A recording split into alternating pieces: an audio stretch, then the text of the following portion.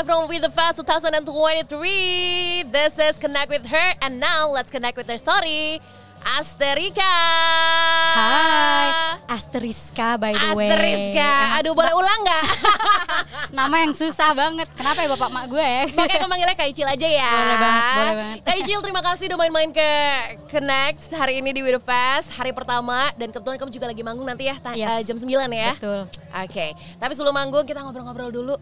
Mau ya, banget. sebentar ya, aku penasaran banget, pengen cari tahu point of view perempuan di industri musik Indonesia. Boleh. Wow, karena kan seperti yang aku cari-cari nih ya, Kak Icil sendiri kan udah ngeband dari kelas 5 SD. Ya, bener. Yang bikin aku penasaran, apa sih yang bikin kamu tuh cinta sama musik dan akhirnya terjun ke industrinya? Sebenarnya kalau dibilang cinta musiknya dari aku SD tuh nggak sadar ya. Cuma nyanyinya sih, maksudnya lebih specifically nyanyinya aku udah tertarik banget dari kecil.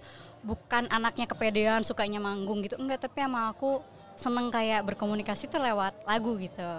Dan itu ternyata keterusan sampai sekarang. Jadi untuk beberapa orang mereka emang suka banget panggung.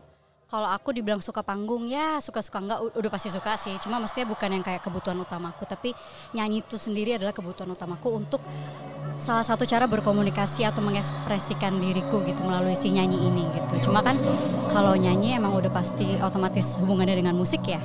Jadi ya lambat laun akhirnya ternyata gue tuh suka musik gitu. Tapi kalau pas kecilnya aku bukannya kayak gue tuh anak musik banget gitu, enggak. Tapi memang aku dari dulu udah tahu bahwa gue emang pengen nyanyi. Terus dari SD tuh udah kayak di natureku tuh suka ngumpulin orang, lo bisa main alat musik gak gitu. Terus kayak gue bisa main gitar, gue bisa main bass, bikin band yuk gitu. Emang dari dulu tuh ngajakin ya, aku selalu ngajakin ngumpulin orang ya. Itu udah kayak habit yang udah kayak gitu aja dan semudah itu. Jadi di SD aku juga yang ngumpulin orang bikin band, SMP juga, SMA juga, dan selalu aku yang juga kayak kalau ada acara sekolah gitu kayak yuk kita main yuk di acara ini, perpisahan gitu. Jadi emang aku suka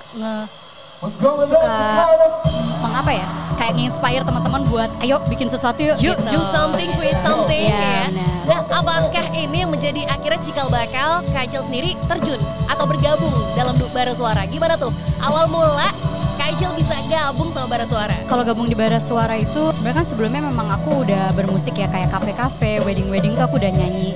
Cuma terus aku suatu saat lagi nyanyi di salah satu kafe yang sekarang udah tutup, namanya Toko V Kemang. Aku pernah di sana. Parah ya, itu kayak vibes-nya tuh asik banget loh. Sejarahnya banyak ya di tempat itu. Turunan itu ya. Benar. Nah terus aku lagi nyanyi, Mas Iga kebetulan waktu itu lagi kerja di toko musiknya di lantai 2. Aku nyanyi di bawah. Terus tiba-tiba kayak besokannya ada yang WhatsApp aku bilang kayak, halo aku Iga, temennya ownernya, aku dapat nomor kamu dari dia, gue punya proyek nih, lo mau nggak dengerin? Terus aku emang ngefans sama The Trees and the Wild kan dulu, dan Iga kan part of kayak who doesn't gitu ya. Makanya. Terus aku kayak, wah gue dikontak Iga nih, udah GR banget. Aku pikir dia mau ngeproduserin aku karena aku punya lagu kan. Terus dia bilang, lo punya lagu nggak Cil, gue boleh dengerin nggak? Aku kirimin dia beberapa di email, aku udah GR banget. Ternyata dia cuma pengen denger gaya musikku kayaknya. Habis itu dia baru bilang, gue sebenarnya punya proyek, cuma jangan terlalu serius dulu ya. Pokoknya lo datang dulu aja, kalau lo nggak suka tolak aja nggak apa-apa gitu. Pas aku datang latihannya mereka, ternyata aku kenceng banget. Aku kan biasanya kalau nyanyi tuh slow, jazz gitu ya. Tapi aku pikir kalau aku mau keluar dari boxku, keluar dari zona nyamanku, kayaknya ini saat yang tepat sih. Karena orang-orangnya jago-jago, udah punya nama, profesional pada pekerjaannya gitu. Mesti aku yang jadinya mesti catch up gitu. Gimana cara gue bisa catch up skill-skill mereka ini? Kayaknya udah saatnya gue ini, walaupun lagunya bukan selera aku sebenarnya. Bara Suara tuh terlalu kencang buat aku gitu. Beda kan, akhirnya ya udah aku iyain, latihan. Ternyata makin lama aku latihan sama mereka, aku langsung jatuh cinta sama lagu-lagunya gitu. Menurut aku ada jiwanya tersendiri walaupun kencang, tapi ini kayak di luar kencang itu tuh ada sesuatu gitu. Energinya lagu Bara tuh beda menurut aku. Jadi aku pikir gue sih yang harus ngejar. Gue nggak boleh manja, nggak boleh karena gue nggak biasa nyanyi kencang, gue nggak mau, nggak. Justru kayak gue harus bisa nyanyi slow, gue harus bisa nyanyi kencang juga gitu. Karena kan nyanyi itu intinya gue yang gue yang me-deliver message-nya. Jadi lagu apapun itu, mau apa, genrenya apapun, gue harus bisa. Nah di situ akhirnya aku jalan terus sama mereka. Karena sebenarnya aku lebih ngelihatnya energi orang-orangnya sih. Energi orangnya pertama, kualitas lagunya kedua, aku sikat sih sampai sekarang. Maksudnya ya dengan segala dramanya band pasti ada. Cuma menurut aku Bara Suara ini worth untuk aku perjuangkan. Oh, worth to fight Sambil for. kipasan boleh ya. Boleh karena ini suasana festival ya. Tapi ini to be frank ya Kak Icil, kehadiran Kak Icil di tengah Bara Suara sebagai penikmat ya, penunggang badai. Aku tuh seneng banget kehadiran Kak Icil, bener-bener kayak menetralkan energi maskulinnya Bara Suara gitu dengan centilnya kamu, nariknya kamu, tarian kamu. Itu luar biasa sih Kak Icil. Aku seneng banget, aku benar-benar bisa menikmati seluruh performa dari Bara Suara secara komplit dan ditambah kehadiran kamu. Terima kasih banyak. Sebenarnya itu salah satu concernku sih di Bara Suara, bahwa kayak gue tuh sebenarnya bisa nggak sih menyeimbangkan cowok-cowok jago-jago ini gitu. Kayak sangat banyak banget momen dimana aku tuh sebenarnya nggak percaya diri di Bara. Satu, aku musikalitas nggak sejago-jago mereka gitu. Terus aku kecil banget kan ya, anaknya bener-bener kayak literally gue kecil. Jadi di panggung tuh gue nggak pernah kelihatan gitu. Kayak sebenarnya gue tuh berfungsi nggak sih di Bara gitu.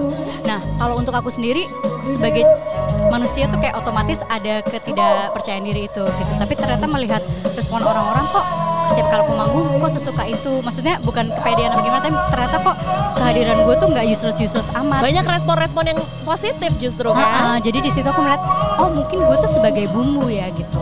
Dan bumbu itu nggak selalu jelek, walaupun emang kadang aku pikir apa gue cuma pajangan ya di Bara ya, apa gue keluar aja Bara ya, gue nggak berguna nih di Bara, gue nggak bisa bikin lagu lala gitu. Karena Kak Icil porsinya tuh menurut aku pas gitu, nggak yang overact dan bener-bener tuh kayak ngeflow naturally kamu aja gitu. Wah benar sih, akhirnya aku juga sadar itu bahwa memang semua orang tuh diciptakan dengan porsinya masing-masing.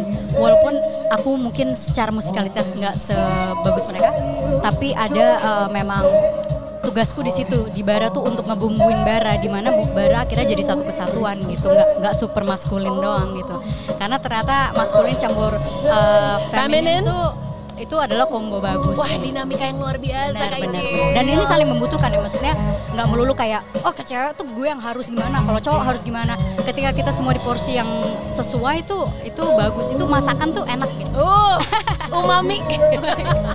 Kak Icil, tapi terlepas dari Bara Suara aku pengen tahu deh, menurut pandangan Kak Icil sendiri, gimana sih melihat peran perempuan dalam industri musik?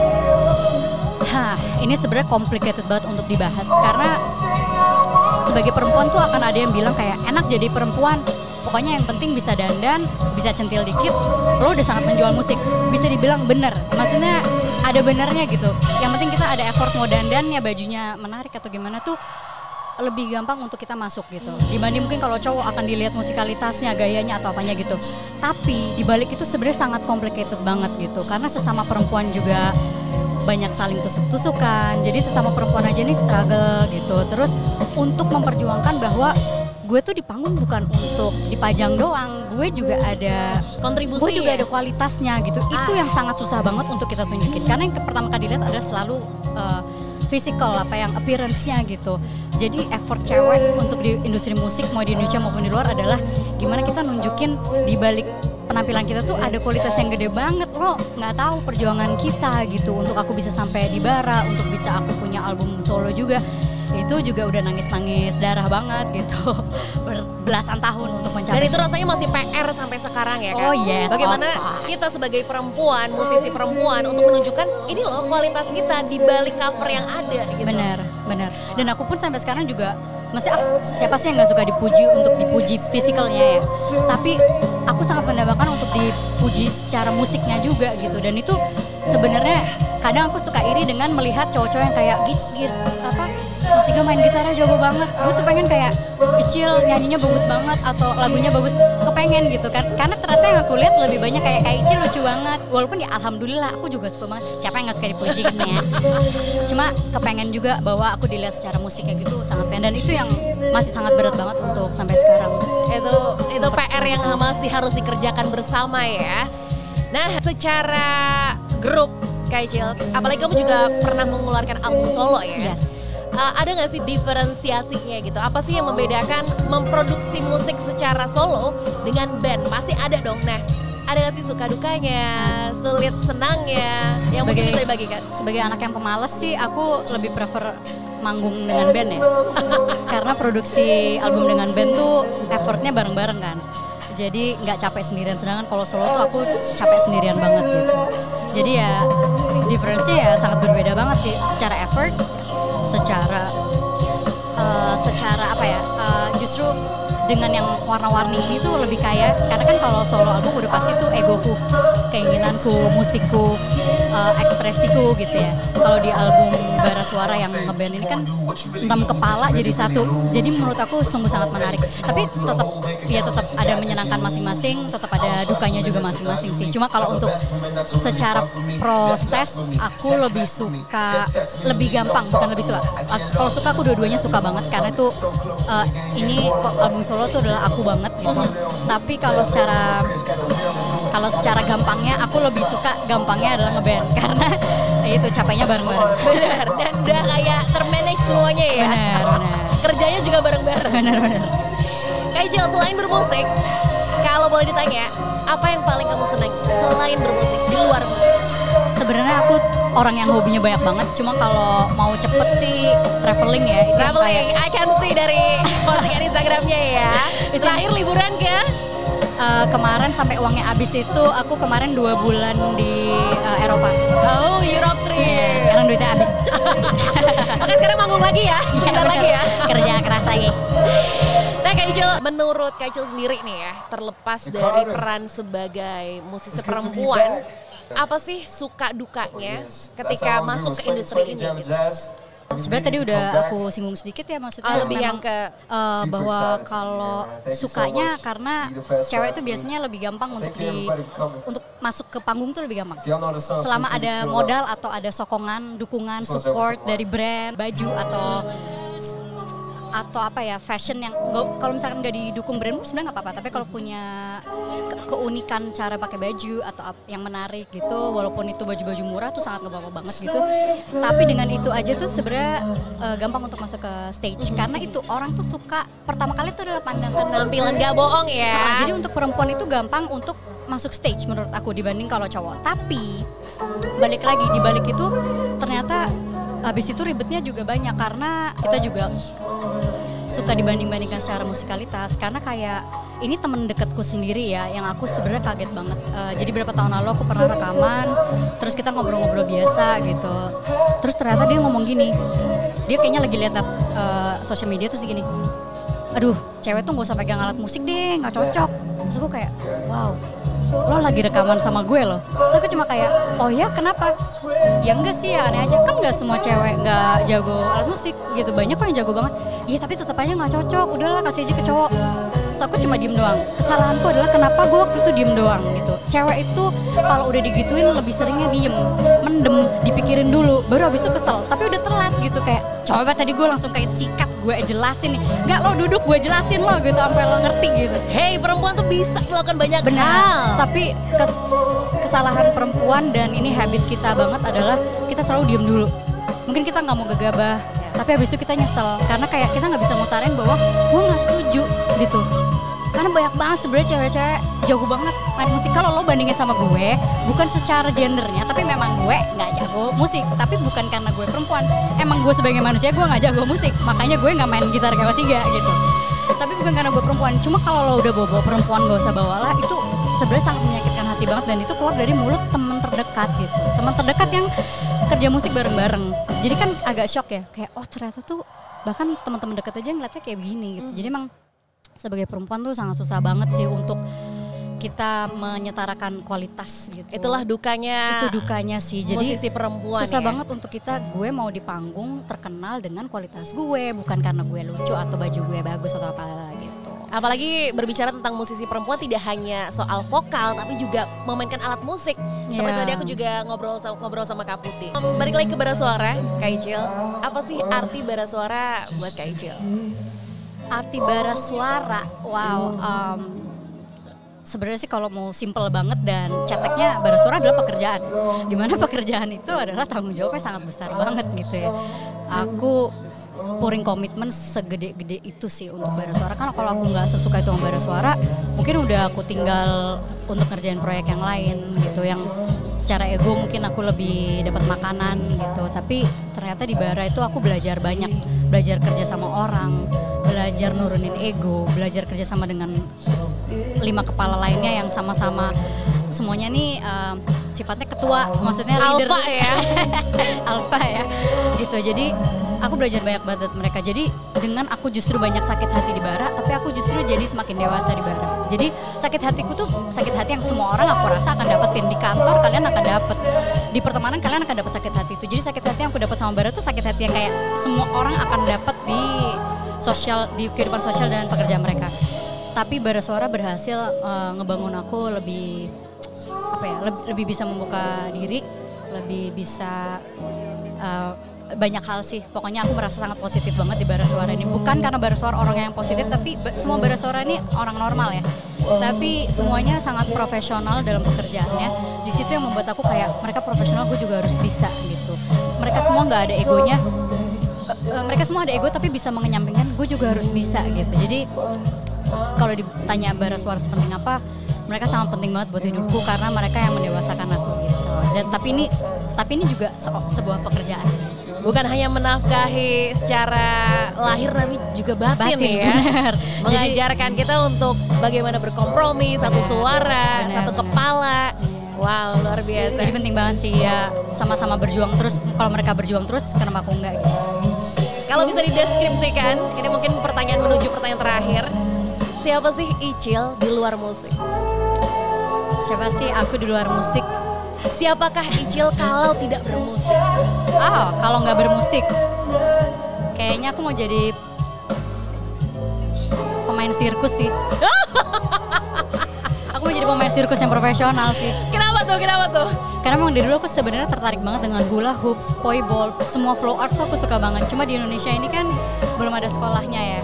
Kalau aku pun selama ini ikut sekolah tuh sekolah bule itu sangat mahal banget gitu. Jadi ya di situ sih malah tantangannya. Kalau gue jago sebenarnya gue bisa cari uang banget di sini karena mungkin cuma gue orang yang bisa.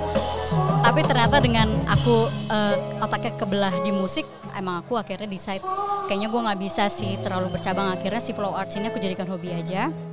Aku tetap fokusnya di musik gitu untuk secara karir gitu. Tapi kalau misalkan aku ternyata nggak musik, mungkin aku mau sekolah lebih dalam lagi untuk si flow arts ini gitu. Oh, luar biasa. Kayaknya cocok juga sih Kak ya. Karena itu juga at the end itu sebenarnya performing juga gitu. Jadi sebenarnya ya dibilang aku nggak banci tampil, ternyata aku banci tampil juga ya gitu. Pengen tanggung. Pengen tampil juga. Dari 1 sampai 10 Kak Icil, seberapa besar sih kontribusi musik dalam hidup lo? Nah, kalau udah gede gini sih kontribusi musik sih 10 sih. 10 ya? Karena itu udah termasuk. Walaupun misalkan gak aku yang melakukan musik pun, kalau aku lagi denger musik itu sangat berpengaruh banget dari hidupku. Karena mereka bisa nyembuhin pikiranku ketika aku lagi butuh, nemenin di segala situasi gitu. Terus misalnya aku tidak bisa mengungkapkan apa yang ada di kepalaku, banyak musik yang bisa mewakili. Jadi musik itu wakilku terbesar juga, walaupun itu bukan musikku, musik orang lain tetap mewakili, apalagi itu musikku gitu. Jadi 1 sampai 10 sih sangat berkontribusi banget di keseharian.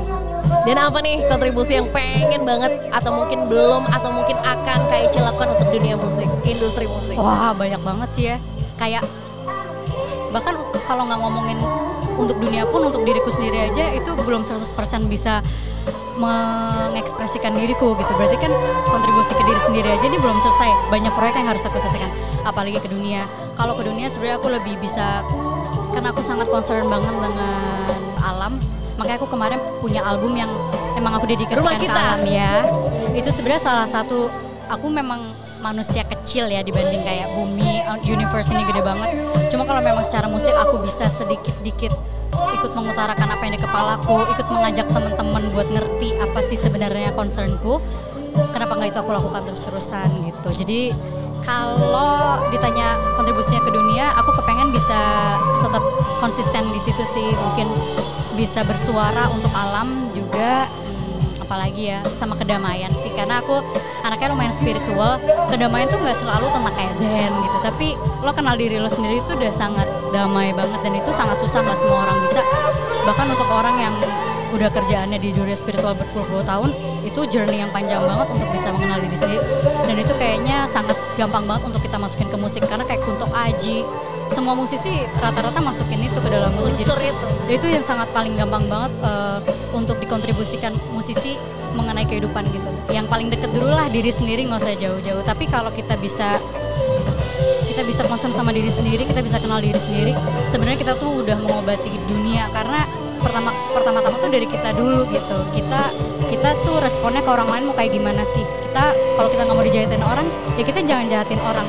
1 orang berpikiran gini, 1000 orang berpikiran gitu, 1 juta, soalnya itu sebenarnya dunia tuh udah kita bantu banget gitu. Jadi kita nggak perlu yang kayak berpikiran terlalu panjang banget, gue mau mencalonkan diri jadi presiden di dunia ini, damai sejahtera, kayak itu terlalu berat banget untuk aku. Itu bukan ranahku. Banyak orang yang lebih punya energi itu.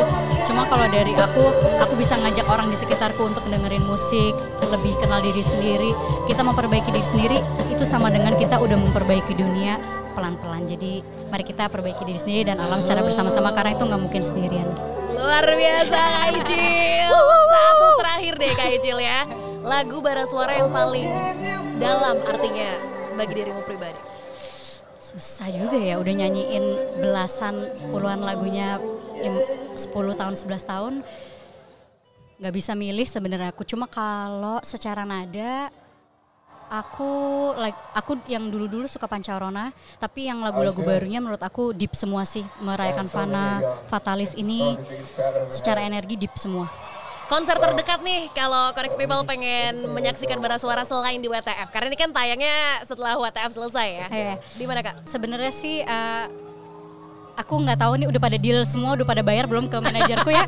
Jadi biar aku nggak terlalu gegabah, tapi bara suara akan main di semua festival besarnya Jakarta sih. Jadi kalau emang pada mau nonton, semoga deal. Jadi kalian datang aja ke festival-festival besar Jakarta, insya Allah bara suara ada. Oh, thank you so much Kak Icil for your time. Kita ketemu lagi ya. Mau tas.